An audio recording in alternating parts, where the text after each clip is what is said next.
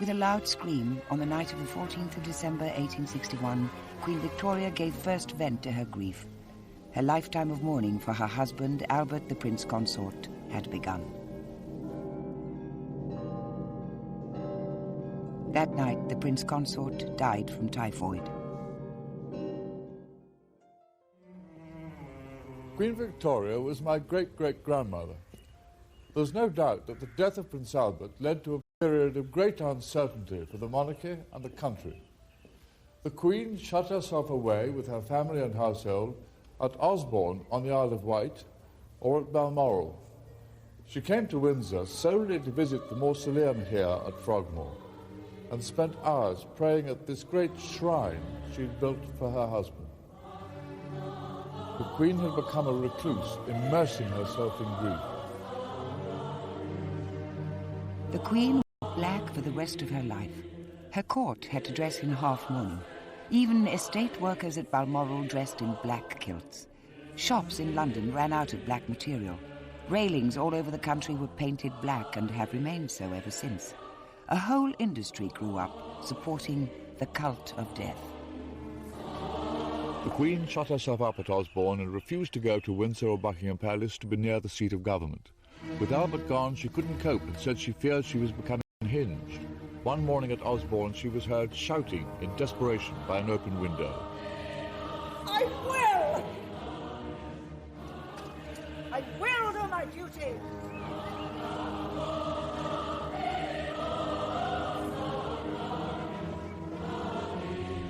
She struggled to do her duty.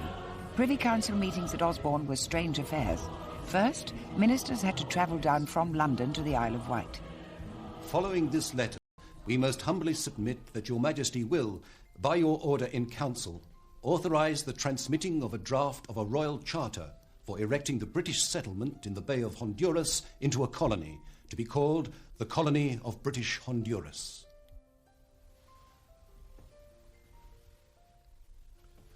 Approved. We beg leave, most humbly. Approved. Queen Victoria's grief was terrible. She plunged the country into seemingly endless mourning. Buckingham Palace was empty for 2 years and was eventually boarded up. Some wags put a notice on the railings which said, "These commanding premises to be let or sold in consequence of the late occupants' declining business." The Queen was no longer doing what her public expected of her. They were baffled and then angry. Her ministers had very strong views. But the Queen's main concern was a national memorial for her late husband. Her cause in the sceptical House of Commons was given a boost by an ambitious politician, Benjamin Disraeli, who argued, "The memorial should represent the character of the prince himself, in the harmony of its proportions, in the beauty of its ornament, and in its enduring nature, so that those who come after us may say, this was the type and testimony to a sublime life and a transcendent career." All this was music to the Queen's ears.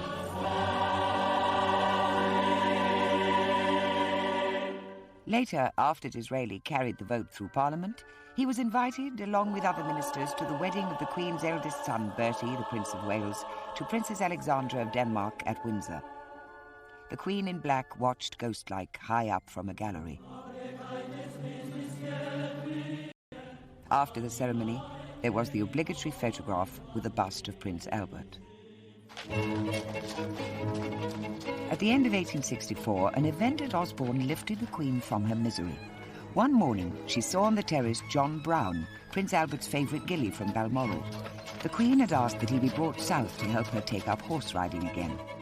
That day, Queen Victoria appeared happy. Brown was suddenly always at the Queen's side. She refused to go anywhere without him. She felt safe with him and gave him the title the Queen's Highland Servant, answerable only to herself. But Brown, the swarthy Highlander, became known as the master of the court and the shadow behind the throne. Brown's manner with his sovereign did appear to be rather brusque. What are you doing with that old dress on you again for? nigh on Greenwim for like a care, I'm thinking. That's enough.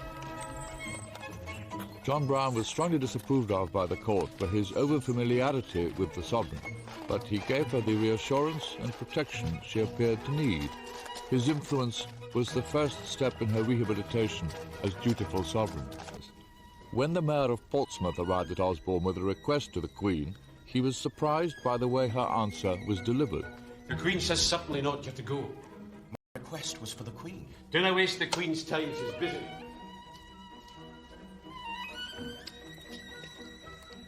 But nothing Browne did seemed to alter the Queen's affection for him.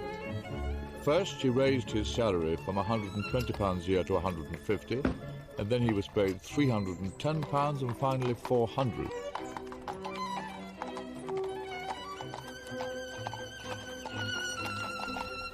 The cruel title of Mrs. Browne reflected the discontent now being felt within the country. At least the Queen in her seclusion was aware she was unpopular. When the ruling Liberal Party failed to pass the second Reform Bill, a measure that would have put 1 million new householders, mainly the middle classes, onto the electoral register, the Queen knew that the discontent amounted to republicanism. When an incoming Conservative government promised to try to enact the new Reform Bill, the Queen decided she should open the new parliamentary session. It was the first time in nearly 6 years she'd been seen at a state occasion. The battle for the second Reform Bill won great prestige for Disraeli, who successfully steered it through the Commons for the Conservative Party. Queen Victoria gave her assent to the new Act in August 1867, and here's her signature on the Royal Commission. At a stroke, it doubled the number of people entitled to vote. Although the Queen wasn't aware of it at the time, the passing of this bill would help to shift power into the hands of the electorate. The Queen's troubles did not go away. Fenians, who were Irish Republicans based in America, were involved in terrorist incidents up and down the country. Ireland, which was still part of the United Kingdom, was the key issue for William Gladstone, the leader of the opposition Liberal Party. His long-term plan was Irish self-government, an idea that horrified the Queen. Then the government proposed that Fenians were secretly planning to kidnap the Queen from Osborne. Make sure you cover all the woods all the way down to the main gate. They begged her to go to the safety of Windsor Castle. The Queen refused, believing that it was only a ploy to ease her back into affairs of state.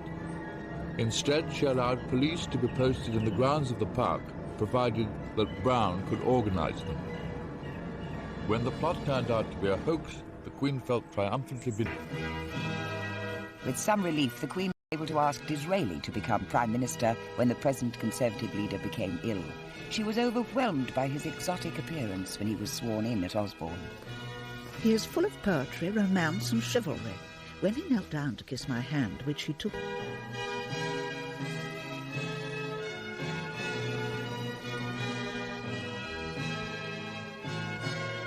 There began an extraordinary relationship between Sovereign and Prime Minister. Disraeli needed the support of the Queen in his duel with the opposition leader, his great rival William Gladstone. So Disraeli set out to flatter and charm the grieving widow. As long as we are advised of your proposals, you see, we need to know. He hopes that in the great affairs of state your Majesty will deign not to withhold from him the benefit of your Majesty's guidance.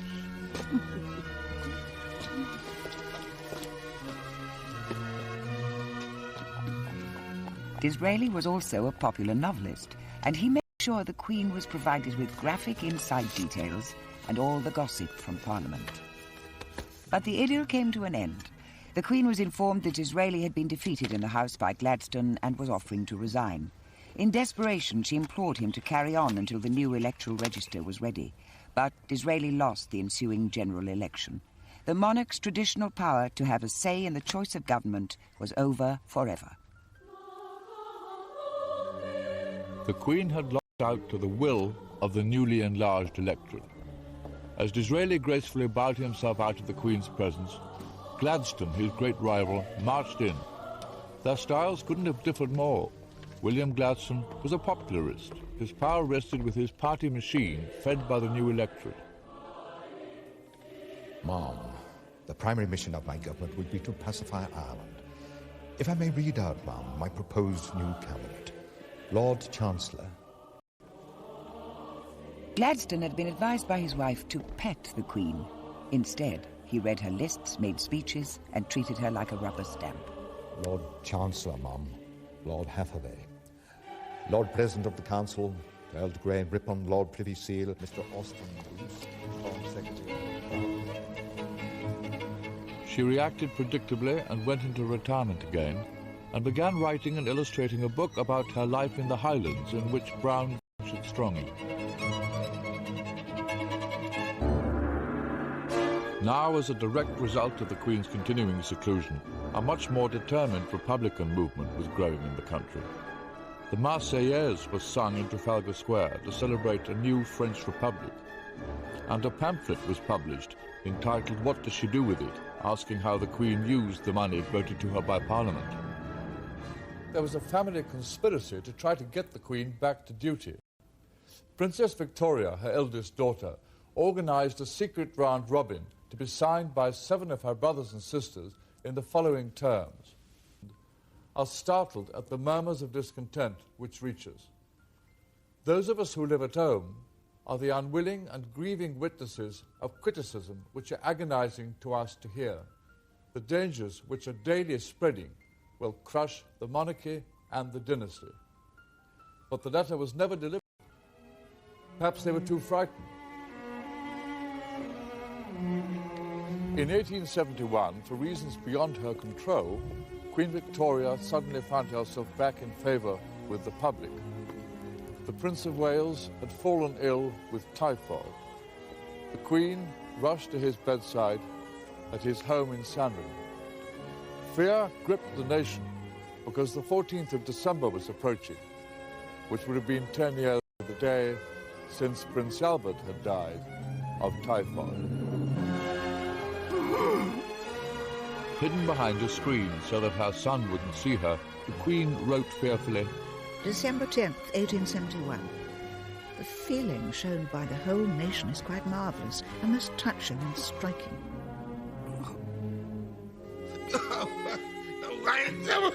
And on December the 13th... This really has been the worst day of all, and coming so close to the sad 14th filled us, and I believe the whole country, with anxious forebodings.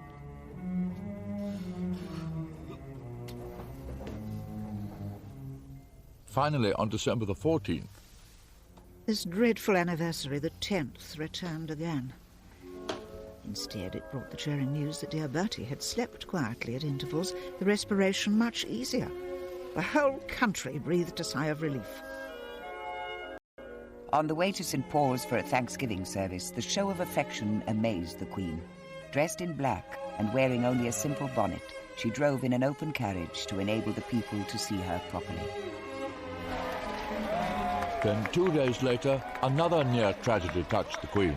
As she was alighting from her carriage outside Buckingham Palace, Brown had got down to let down the steps when suddenly someone appeared at my side. Then I perceived that it was someone unknown with an uplifted hand. Involuntarily, in a terrible fright, I threw myself over Lady Jane Churchill. I soon recovered myself to stand up, and I saw Brown holding a young man tightly who was struggling. They thought the man had dropped something. Look, there it is. I then did see shining on the ground a small pistol. This filled us with horror. It is to good Brown and to his wonderful presence of mind that I greatly owe my safety, for he alone saw the boy rush round. Queen's life. She was severely shaken, but her prestige in the country rocketed. In the space of a few weeks, republicanism was dead. The royalty problem had been swept away. The faithful John Brown was awarded the Victoria Devoted Service Medal. He's the only recipient of that honour in history.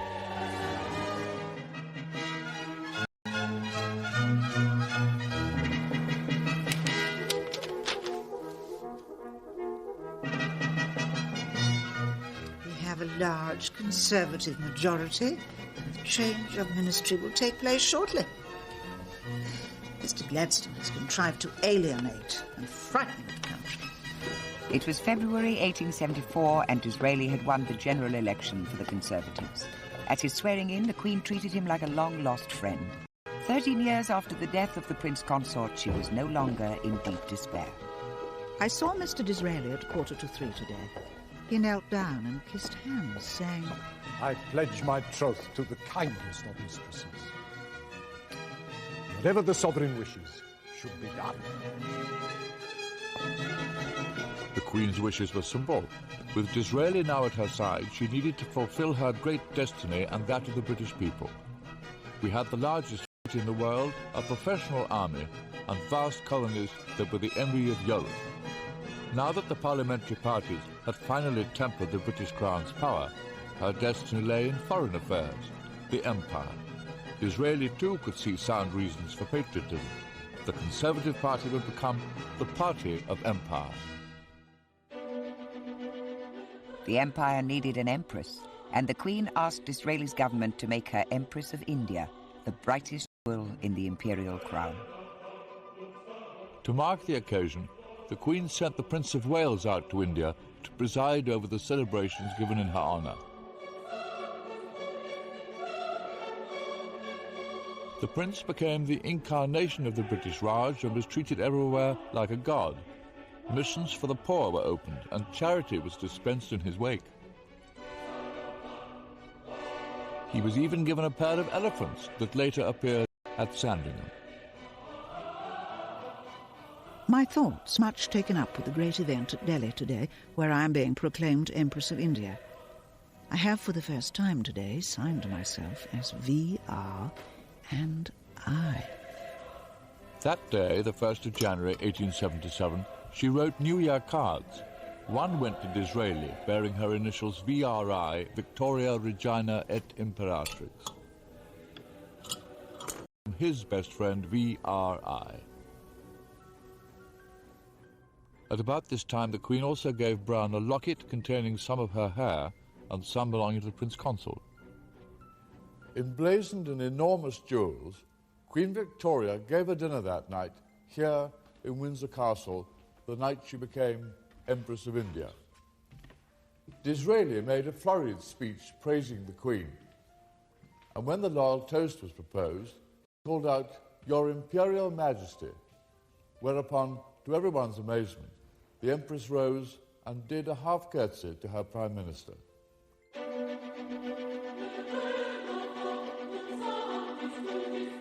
Later, the Queen had the Durbar Room added at Osborne House.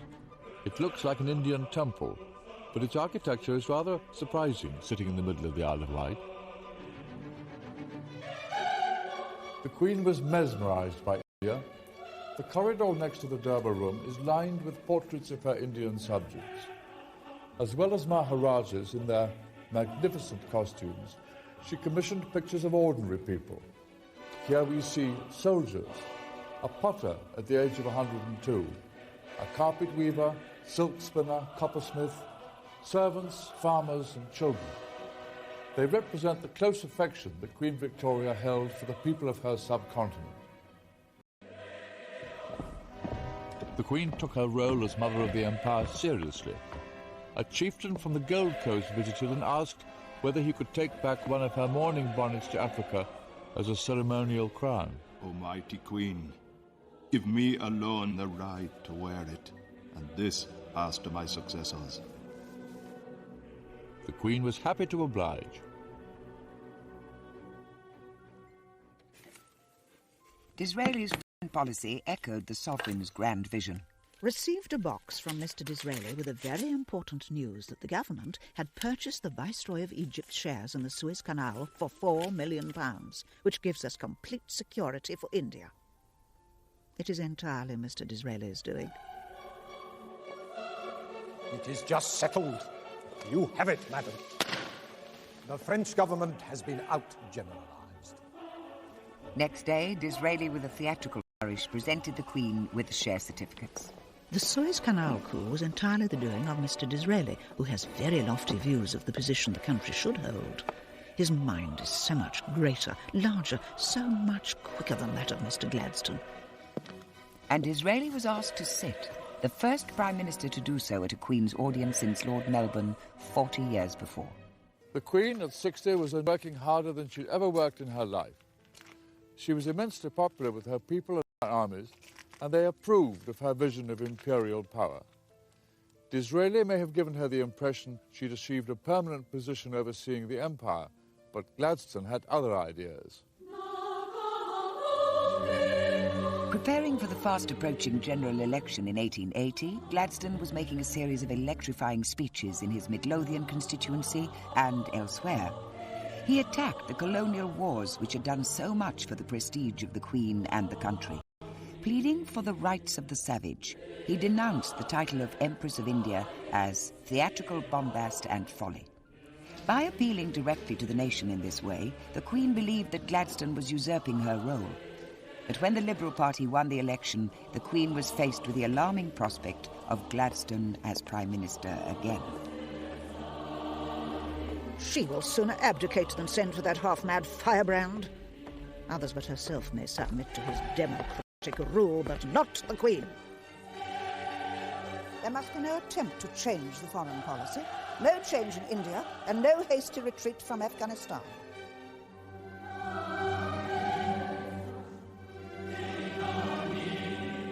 With Gladstone in power again, the Queen became less interested in affairs of state.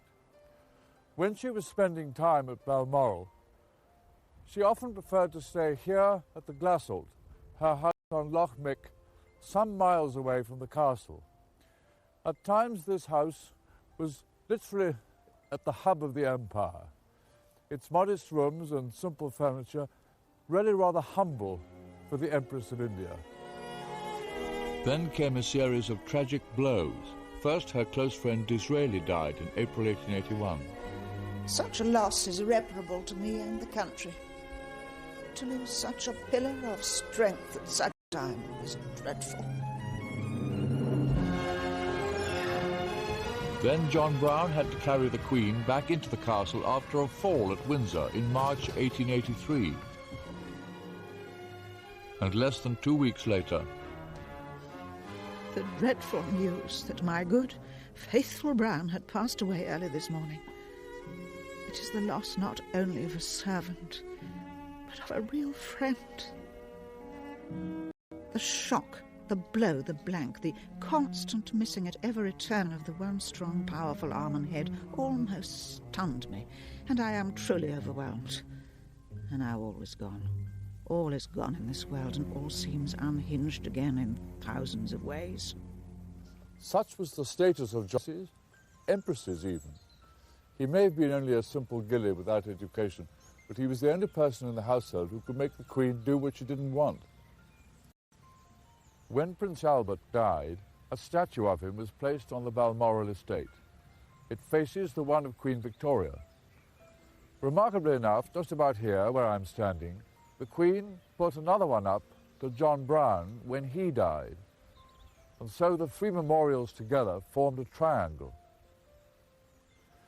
His statue was removed from the triangle by King Edward VII when his mother died and tucked away here in the woods. The Queen at 65 was lonely but still resolute. Foreign policy remained her obsession, and here she felt Gladstone was at his most neglectful. When General Gordon was under siege from hostile troops in the Sudan, she begged Gladstone to send out a rescue column to Khartoum. The Queen trembles for General Gordon's safety. If anything befalls him, the result will be awful. 6 weeks later, the Queen was still questioning Gladstone's policies. Mr. Gladstone, you told the Queen when we last met Gordon must be supported. Yet what he asked for repeatedly nearly 5 weeks ago has been refused. If not for humanity's sake, for the honour of the government and the nation.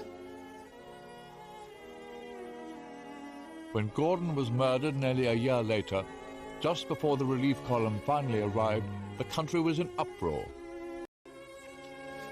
Now from Osborne, the Queen sent a telegram to Gladstone. It was deliberately uncoded for all the world to read, saying, To think that all this might have been prevented and many precious lives saved by earlier action is too frightful. It is I who have, as the head of the nation, to bear the humiliation. The Gordon débâcle was responsible for bringing down the Gladstone government. But in 6 months, Gladstone was back, and it was the of Irish self-government, the Home Rule Bill, that did most to divide the country, and also Gladstone from the sovereign. To Queen Victoria, Home Rule was a threat to her empire. Ignoring her true constitutional role, the Queen set out in 1886 to disrupt Home Rule by secretly working with a Conservative opposition leader, Lord Salisbury. She was letting him see Gladstone's confidential cabinet papers to the Queen about the bill's progress. May 8th, the Queen sends Lord Salisbury a copy of Mr. Gladstone's letter to her. There was a very important cabinet meeting to decide whether any concessions were to be made in the bill. If they were made, they would certainly be defeated. This is the first avowal of defeat. Please return the enclosed. The second letter received last night, which she would also ask to have back. The Queen was at Balmoral when the final vote on Home Rule was taken. But division within Gladstone's own party was making the bill's progress increasingly unlikely. Did not sleep well as I felt worried and anxious. When I got up, a telegram was brought to me which gave the news that the government had been defeated by a majority of 30. Cannot help feeling relieved and think it is the best for the interests of the country.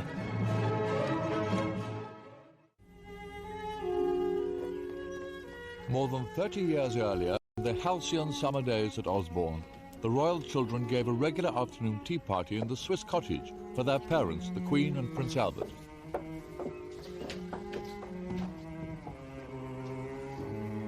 Here in the children's own playhouse, the Prince Consort conceived a grandiose scheme for his family. His plan was to marry the family into royal houses on the continent. His aim was to achieve peace and influence in Europe. And here you can see demonstrated the Prince Consort's greatest vision.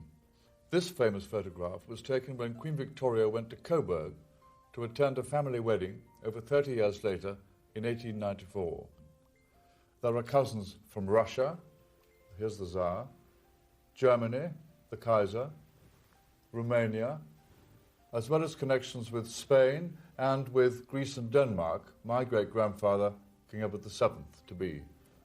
All these people are related to Queen Victoria, but closer analysis of the picture shows how the dream was about to shatter. First to be married was Princess Victoria, Vicky, Prince Albert's eldest and favourite daughter. At 17, she married Prince Frederick of Prussia.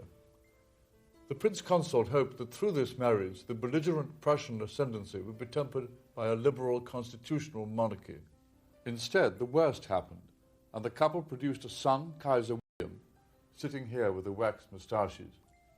He was the Queen's German grandson, and it was he who led his armies against Britain in the First World War. Please advise me how to say, we would like to send a letter to the Viceroy. Viceroy go? Viceroy go. Ek cut. Ek cut. Cut, Your Majesty. Cut. The sovereign began to learn Hindustani so she could deal with Indian affairs of state. Suddenly, another strange figure came into the Queen's life. And how to send a telegram to the Viceroy. Viceroy go? Abdul Karim now took the place of John Brown. Abdul Karim, known as the Munshi or teacher, was disliked by the court as much as Brown. In early 1894, the Queen's old adversary Gladstone finally came to hand in his resignation. He was 85, 10 years older than the Queen. Both had such poor eyesight they could scarcely see each other. And although Gladstone had served the Queen as her Prime Minister a record 4 times, at his final audience, the Queen uttered not a word of thanks. She had much difficulty in finding topics for an adequate prolongation, but fog and rain and her coming journey to Italy all did their duty and helped.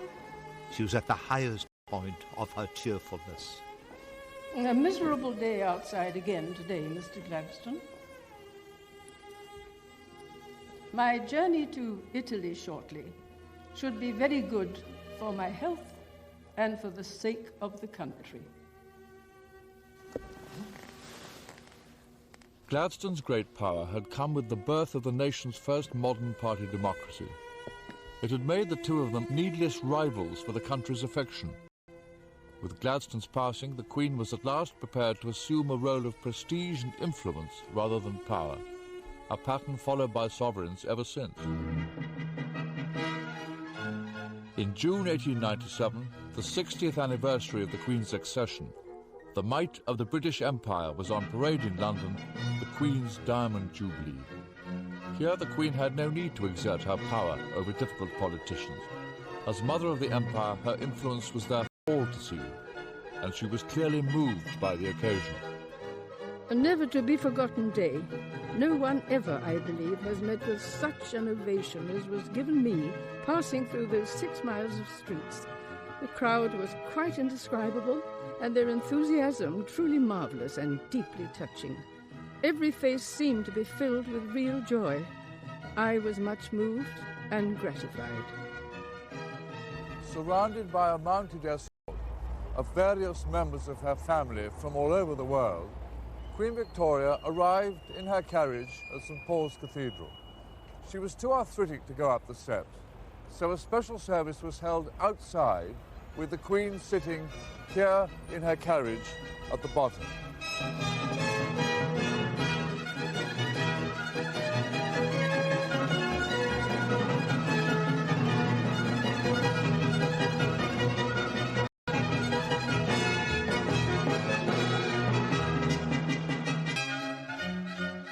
That day, for the first time, the Queen used telegraph to send her Jubilee message around the Empire. From my heart, I thank my beloved people. May God bless them. 80 years old, her eyesight failing, the Queen still had one more service to perform. With the outbreak of the Boer War in 1899 in South Africa, she found a new lease of life, rallying the nation. After a string of defeats, stirring memos were dispatched to her government and to her commanders. I sincerely hope that the increased taxation necessary to meet the expenses of the war will not fall upon the working classes. The attempted relief of Ladysmith would have succeeded had we had more troops. Red tapings and useless difficulties must not be regarded. Would not corrugated iron huts be used instead of tents? It is quite imperative that Lord Roberts should not move until he has plenty of troops. Pray impress this on him. Please let me know what steps you intend to take to protect the Zulus from being attacked by the Boers. We are bound in honour to stand by my native subjects. The Queen dispatched 100,000 tins of chocolate to the men at the front, which promptly melted in the African sun. A period in December 1899 became known as Black Week, after 3 major defeats of the British Army.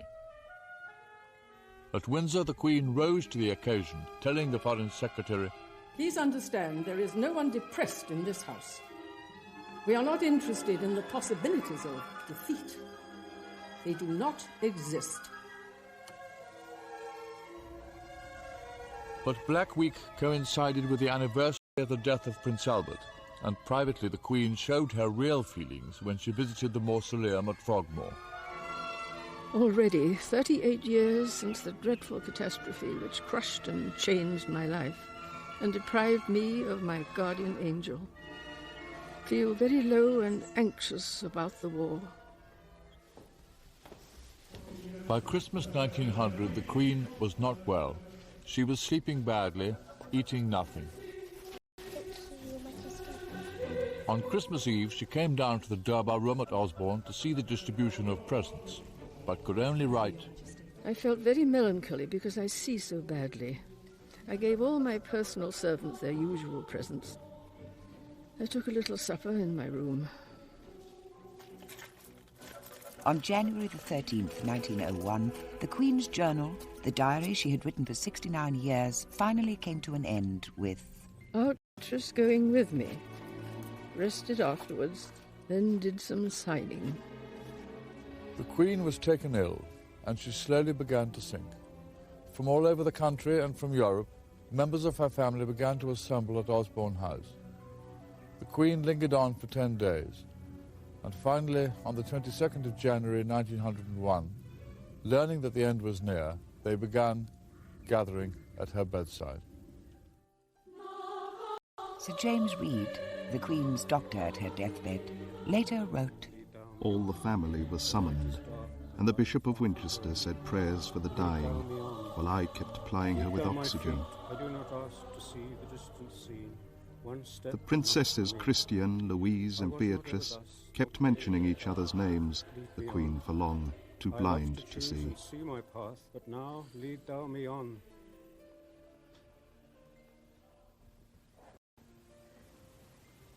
Dear Mamma, it's Beatrice. Lenten is close too.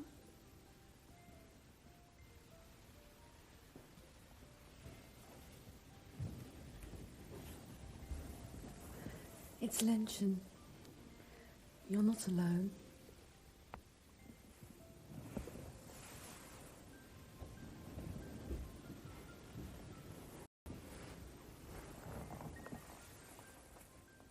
It's Bertie.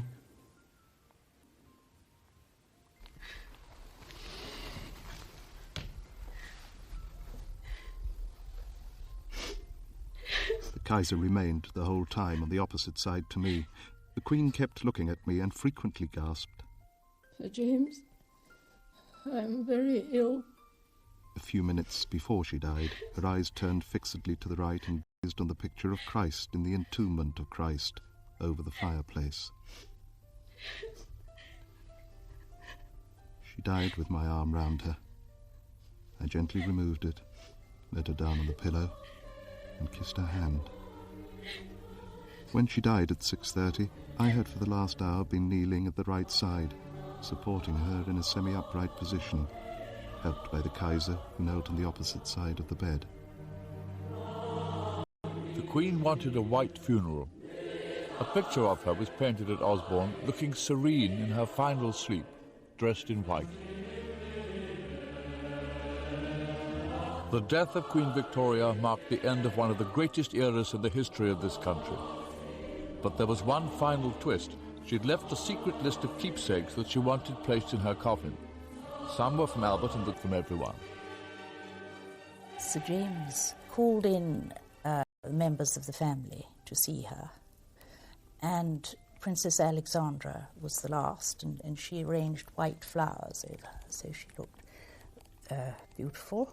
And then they all left, and he put a photograph of John Brown in her left hand, as per her instructions, and a lock of his hair, which he wrapped up in tissue paper. And then he covered her up with the white flowers which Queen Alexandra had put there. And then he called in the rest of the members of the household to come.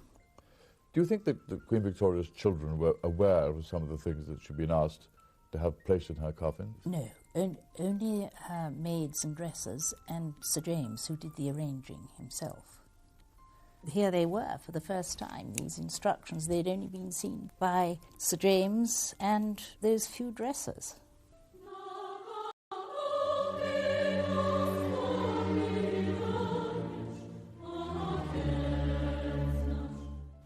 On a cold winter's day, Queen Victoria was finally buried in the Frogmore Mausoleum.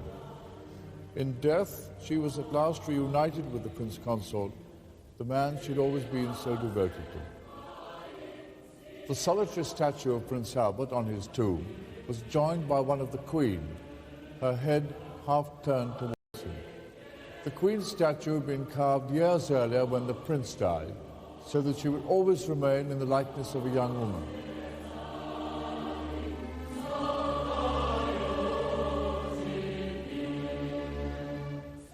Inscribed above the door of the mausoleum, in Latin, are these words by Queen Victoria. Farewell, best beloved. Here, at last, I shall rest with thee. With thee in Christ I shall rise again. When the burial was over, it began to snow. The Queen had got her white funeral.